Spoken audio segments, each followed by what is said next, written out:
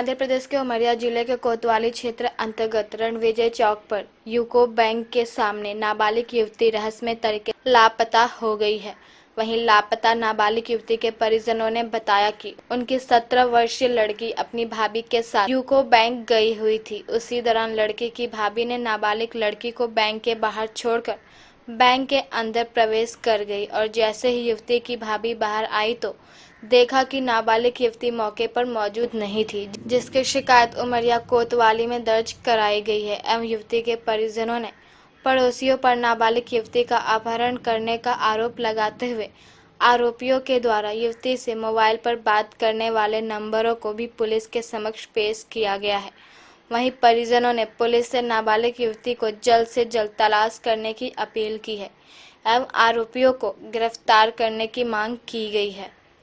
पेश है उमरिया से शंकर सिंह की खास रिपोर्ट। के परिवार के लोग बता रहे हैं उसको पुलिस पकड़ने में नाकाम रही है, उसको ध्यान नहीं दे रहे। निश्चित रूप से एक गंभीर मामला है। एक नाबालिग लड़की जो किसी न किसी भी आपराधिक कृत्य के लिए, एक आपराधिक उद्देश्य के लिए उठा ले गया है, उसके बारे में पुलिस को ज़्यादा चिंता होना चाहिए। सब काम को छोड़ के महिला है, फिर नाबालिग है, इन सब कामों की चेतनतापूर्ण एवं जो उसकी नैतिक जिम्मेदारी है उसके तहत जो अपने भाभी के साथ यूको बैंक आई थी और चूँकि सोशल डिस्टेंसिंग का पालन करना था तो भाभी उसकी बैंक के अंदर गई और वहाँ से उस बच्ची का बाहर जो खड़ी थी उसका अपहरण कर लिया गया।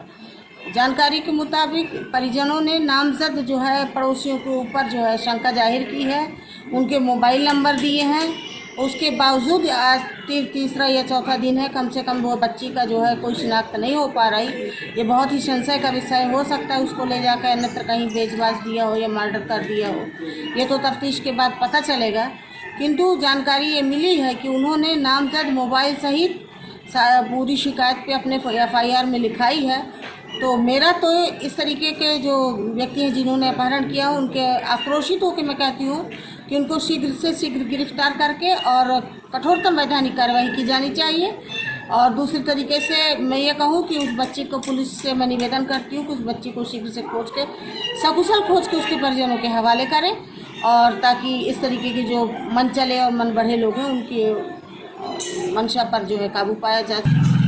आज जो जिला उमरिया ग्राम चंदौल के अंतर्गत जो घटना बताई जा रही है और जैसा कि मुझे सूचना और देखने को मिला है कि उन्होंने 20/5/2020 को ये सूचना तत्काल थाना कोतवाली उमरिया में दी थी कि हमारी जो लड़की है भैया उसको बैंक आए थे और वहीं से, और उन्होंने अपने इस रिपोर्ट में ये बताया है कि हमारे पड़ोसी द्वारा उस लड़की का अपहरण किया गया है और पुलिस अभी तक शांत है।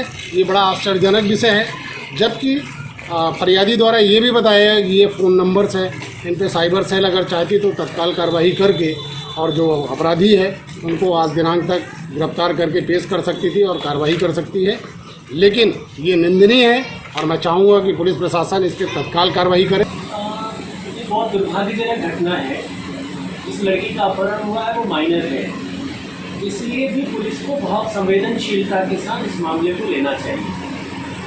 आमतौर पर देखा ही जाता है कि पुलिस हर घटना में ये पूछती है कि कोई आपको किसी के ऊपर संदेह हो, कोई आपको डाउट हो तो वो बताइए। वो पुलिस के इन्वेस्टिगेशन में वो सूत्र का काम करता है। इस मामले में जो फरियादी है वो नामजद बता रहा है कि उसको धमकी दी गई थी, अपहरण की धमकी दी गई थी, उसका नाम बता रहा है, फ़ोन नंबर दे रहा है। इसके बावजूद भी पुलिस आरोपियों को पूछताछ के लिए नहीं ला रही है, उनसे तफ्तीश नहीं कर रही है।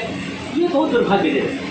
मुझे लगता है कि फरियादी ने जिन भी लोगों के नाम और नंबर दिए हैं उनको ट्रेस आउट करना चाहिए, उनसे पूछताछ करनी चाहिए। निश्चित रूप से उसी से सुराग मिलेगा और बच्ची को दस्तयाब किया जा सकेगा। आमतौर पर मैं ये बता रहा हूँ आपको कि उसके पीछे कॉन्फ्रेंसी ये है कि बच्ची 17 साल कुछ महीने की है। अगर अभी दस्तयाब किया जाएगा तो juvenile justice act, POCSO act के तहत कार्रवाई होगी और वो बहुत पुख्ता कार्रवाई होगी और आरोपियों को जमानत तक नहीं मिलेगी। इसीलिए वो टाइम बार किया जा रहा है कि वो मामला रफा दफा हो जाए। ये बहुत दुर्भाग्यजनक है, जिसमें पुलिस को सख्ती बरतनी चाहिए और उस माइनर लड़की को दस्तयाब करना चाहिए और आरोपियों के खिलाफ उचित कार्रवाई करनी चाहिए। मेरी पत्नी कल्पना बाई यादव और मेरी बहन पुष्पा यादव गई थी दोपहर करीब 12 साढ़े 12 बजे यूको बैंक उमरिया।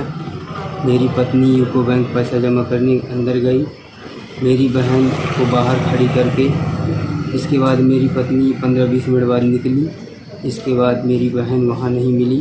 किसी अज्ञात व्यक्ति के द्वारा उसका अपहरण हो चुका है और मेरी बहन की सहेली द्रौपदी यादव, उसकी पूरी सहमति है। उसी ने मोबाइल से बात कराती थी, उसी के द्वारा ये जानकारी मिल रही है और उसी लड़की द्रौपदी यादव के द्वारा जान से मारने की धमकी दी जा रही है और अपहरण कराने की बात कही गई थी 3 महीने पहले। पुलिस प्रशासन से अनुरोध करता हूँ कि मेरी बहन की तलाश की जाए जल्द से। कि लोग भतीजी बहू और बेटी बाजार गए थे, लोग दवाई कराए, बैंक गए, बैंक में बहू घुस गई और बेटी बाहर खड़ी। बेटी तुम्हें बाहर मैं जल्दी 10 मिनट के आता हूँ। 10 मिनट बाहर निकली तो बहू निकली तो बेटी मिलवे नहीं भैया, तो ढूंढने लगे और ढूंढ परेशान हो गए। फिर इसके बाद वो सिटी जो कैमरा था उसको दिखाए तो एक लड़की का हाथ आता द्रौपदी बाई, कुछ दिन पहले मैं देखता तो उसी लड़की के घर आना जाना था। उनको डांट भी किया कि भाई देखो कि लड़की को तुम सब समझाओ उनके, भाई बार बार क्या तमाशा है। कि लोग बोलते भी हैं कि हम तुम्हारी बच्ची जानते, तुम्हारी बच्ची कहाँ हम क्यों बताए हैं। तो पुलिस प्रशासन रिपोर्ट कई बार भी हुआ। सामने जो द्रौपदी है और मिंकी है बेलवती, ये लोग खुलेआम बोलती हैं कि तुम्हारी लड़की का हम जानते, तुमको नहीं बताएंगे, जो कुछ करना है तो कर लेना। और लोग अड़ोस पड़ोस गवाही भी सुन रहे थे और इनकी रिपोर्ट कई बार रिपोर्ट भी आज तक न पुलिस प्रशासन जांच की और न कहीं तलाश करते हैं। और इनके द्वारा जो पुलिस प्रशासन है तो इनको उठाते हैं और इनसे बयान लेते हैं, न कुछ जाँच करते हैं कुछ। और बहू अमूल बेटी था, हम गई बैंक, बहू घुस गई अंदर बैंक के अंदर, अब बेटी रह गई बाहर बैठा गई। द्रौपदी यादव ने 3 महीना पहले मेरे को धमकी दे गई कि मैं तेरे बेटी को अपहरण करवा के रहूँगा। साहब मोर बहू निकली तो वहाँ बेटी नहीं है, ढूंढ लगी, ढूंढ के साहब आज देते हैं 21-20 तारीख की बात है साहब। अब पूरा हाथ इनका पूरा सहयोग है, इनका पूरा सहयोग। पुलिस से रिपोर्ट में करें हूँ साहब, इनका शिकायत द्रौपदी यादव की रिपोर्ट डाली, आज तक इंक्वायरी नहीं।